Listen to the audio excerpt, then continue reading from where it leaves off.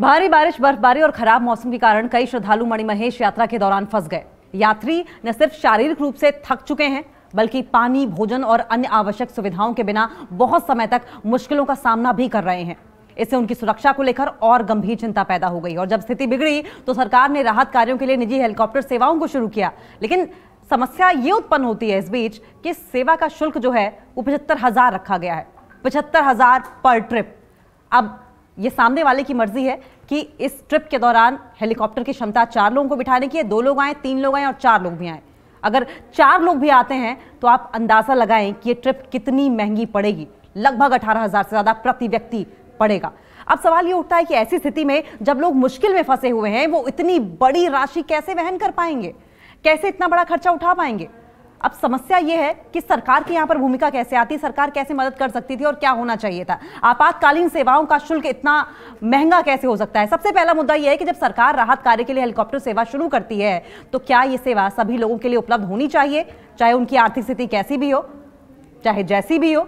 अगर हम सेवा को निजी कंपनियों को सौंपते हैं तो उनका स्वाभाविक रूप से मुख्य उद्देश्य मुनाफा कमाना होता है, जिससे कि शुल्क बढ़ सकता है।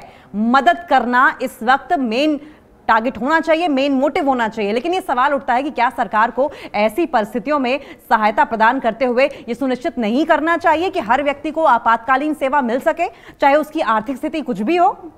देखिए, न्याय संगत तरीका क्या है? न्याय संगत तरीका यह है कि इक्वालिटी के साथ डिस्ट्रीब्यूशन होना चाहिए, इक्वालिटी के साथ बिना किसी बायस के ये सुविधाएं लोगों तक पहुंचनी चाहिए। फंसे हुए यात्रियों की मदद के लिए सरकार को यह सुनिश्चित करना चाहिए कि हेलीकॉप्टर सेवा की लागत को सभी के लिए सुलभ बनाया जाए। लागत ऐसी हो जो हर कोई अफोर्ड कर सके। अगर कोई व्यक्ति इस राशि को वहन नहीं कर सकता तो उसे वैकल्पिक सहायता प्रदान करने का उपाय क्या होना चाहिए, सरकार को इस बात पर सोचना चाहिए। क्या सरकार ने कोई योजना बनाई है जिसमें गरीब और सामान्य यात्री भी बिना किसी आर्थिक दबाव के सुरक्षित रूप से बाहर निकल सके?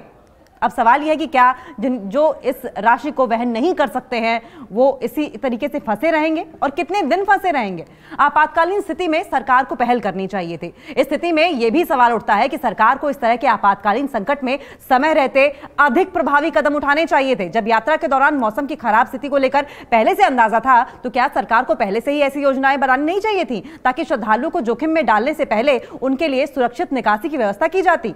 हेलीकॉप्टर सेवा और उसकी कीमत पर अगर बात करें तो 75,000 की कीमत को देखते हुए यह सिर्फ आम नागरिकों के लिए नहीं बल्कि कई गरीब श्रेणियों के लिए भी भारी पड़ सकती है। अच्छे से अच्छा आदमी इतनी भारी भरकम राशि नहीं चुका सकता, वो भी ऐसी एडवर्स सिचुएशन में जब उसे खाने के लाले पड़ रहे हो, पीने को पानी अफोर्ड नहीं कर पा रहा हो। जैसे कि श्रमिक, छोटे व्यापारी या ऐसे परिवार जो उस राशि का भुगतान नहीं कर सकते, वे एक बड़ी मुश्किल में फंसे होंगे। और इसी तरह की सेवाओं को ज्यादा से ज्यादा सब्सिडी के रूप में सरकार को उपलब्ध कराना चाहिए था, ताकि किसी भी इमरजेंसी में, किसी भी आपातकालीन सेवा को किसी को भी बिना मदद के छोड़ा ना जाए। अब इस पर सरकार का क्या रिएक्शन आ रहा है? देखिए, सरकार ने हेलीकॉप्टर सेवाओं के लिए निजी कंपनियों को अनुबंधित किया है, जबकि ये एक तत्कालीन समाधान है। सवाल यह है कि क्या ये एक लॉन्ग टर्म में देखा जाने वाला या दीर्घकालिक स्टेबल और समग्र समाधान है? क्या सरकार ने पहले से उन यात्रियों के लिए कोई विशेष योजना तैयार की थी जिनके पास आर्थिक संसाधन नहीं थे?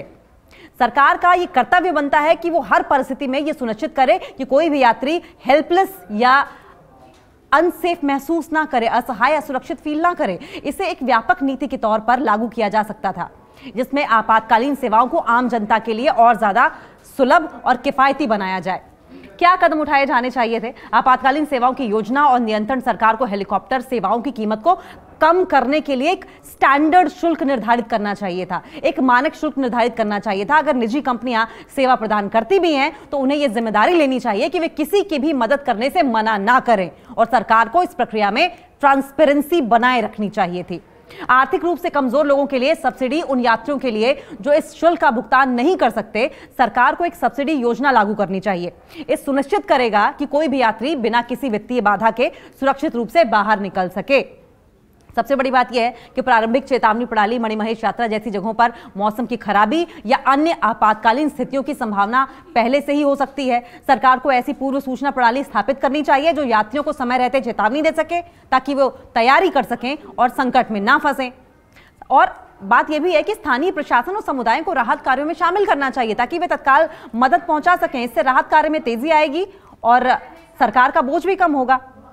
अब ये समझे कि मणिमहेश यात्रा में फंसे हुए यात्रियों की स्थिति एक बड़ी चिंता का विषय है। महंगी हेलीकॉप्टर सेवा शुल्क की वजह से गरीब और मध्यम वर्ग के यात्रियों के लिए ये राहत मिलना मुश्किल हो सकता है। सरकार को इस पर तुरंत कदम उठाए जाने की जरूरत है ताकि इस तरह के संकट में कोई भी यात्री खुद को हेल्पलेस फील ना करे, असहाय फील ना करे।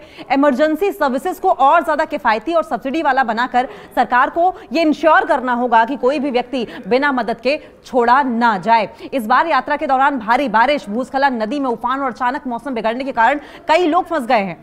कुछ यात्रियों से संपर्क टूट जरूर गया है, सड़कें टूट चुकी हैं, रास्ते बंद हैं, मोबाइल नेटवर्क नहीं मिल रहा है। लोगों की शिकायतें और परेशानियां बढ़ती चली जा रही हैं। परिजन सोशल मीडिया पर गुहार लगा रहे हैं, मेरे पिता 2 दिन से लापता है, कोई इन्फॉर्मेशन उनके बारे में नहीं मिल पा रही है। मेरे भाई बहन ग्रुप के साथ घूमने गए थे, अभी तक किसी से कांटेक्ट नहीं हो पाया है, कृपया हेलीकॉप्टर भेजिए। अब हेलीकॉप्टर सेवा भेजी भी गई है तो 75,000 रुपए पर ट्रिप। जहां लोग भूखे प्यासे फंसे हुए हैं वहां पर 75,000 कोई कैसे अफोर्ड करेगा।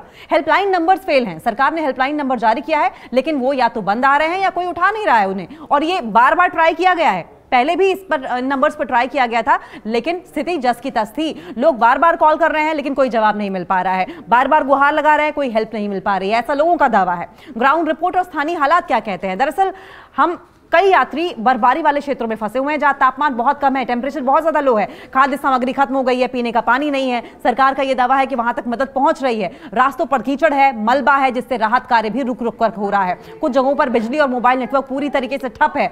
और इसके अलावा सरकार और प्रशासन की स्थिति कि अगर हम बात करें तो एनडीएमए और एसडीआरएफ को अलर्ट पर रखा गया है, लेकिन तेज बारिश और भूस्खलन के कारण राहत कार्य धीमे पड़ गए हैं।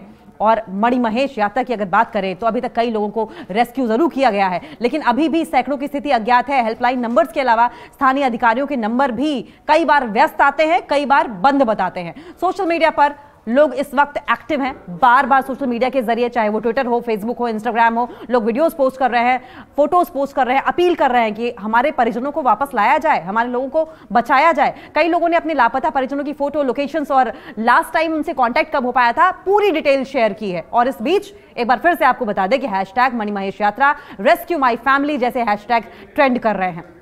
कुछ लोग कह रहे हैं कि अब सिर्फ भगवान ही बचा सकता है, हालांकि लोगों को सरकार से उम्मीदें भी हैं। लोगों की भावनाएं और दर्द जो है वो रह रहकर बाहर आ रहा है। लोगों का ये कहना है कि हम दिन में 50 बार नहीं बल्कि 100 बार कॉल करते हैं लेकिन कोई कांटेक्ट नहीं हो पा रहा। सरकार सिर्फ हेल्पलाइन नंबर जारी कर रही है लेकिन कोई मदद नहीं हो पा रही। अगर समय रहते मदद नहीं मिली तो किसी की जान भी जा सकती है। लोग खुद अपने संसाधनों से ट्रैकिंग पर निकले हैं जो और भी ज्यादा खतरनाक है। आप समझिए कि हेल्पलाइंस को तुरंत सक्रिय किया जाना चाहिए, ज्यादा से ज्यादा कॉल्स को रिसीव किया जाना चाहिए, तुरंत रिसीव किया जाना चाहिए। सोशल मीडिया पर आ रहे सभी मामलों को ट्रैक किया जाए, रिपोर्ट तैयार की जाए, रेस्क्यू ऑपरेशन में हेलीकॉप्टर्स की संख्या बढ़ाई जाए। जो ये प्राइसेस हैं इन्हें ऐसा रखा जाए कि लोग अफोर्ड कर सकें और जो नहीं अफोर्ड कर सके सरकार उनके लिए मदद के लिए सामने आए। स्थानीय प्रशासन को गांव-गांव जाकर जांच करनी चाहिए। लापता यात्रियों की एक सूची बनाकर पब्लिक किया जाना चाहिए। मौसम विभाग की चेतावनियों को सीरियसली लिया जाना चाहिए और यात्रियों को भी बाकायदा इन्फॉर्म्ड रखना चाहिए। देखिए, यह भी कहा जा रहा है कि लगातार जिस तरीके से हालात बद से बदतर होते चले जा रहे हैं और दिन और ज़्यादा बीत रहे हैं, ऐसे में अगर इस तरीके की महंगी सेवाएं या महंगे रेस्क्यू ऑपरेशंस में इस्तेमाल किए जाने वाले इक्विपमेंट्स को इस्तेमाल किया जाएगा जिसका बोझ उन यात्रियों पर पड़ेगा, तो सवाल ये है कि फंसे हुए यात्रियों को बाहर कैसे निकाला जाएगा। जो लोग पहले से ही मुश्किल में हैं उनकी मुश्किल को क्या ये और ज़्यादा बढ़ाने जैसा नहीं होगा?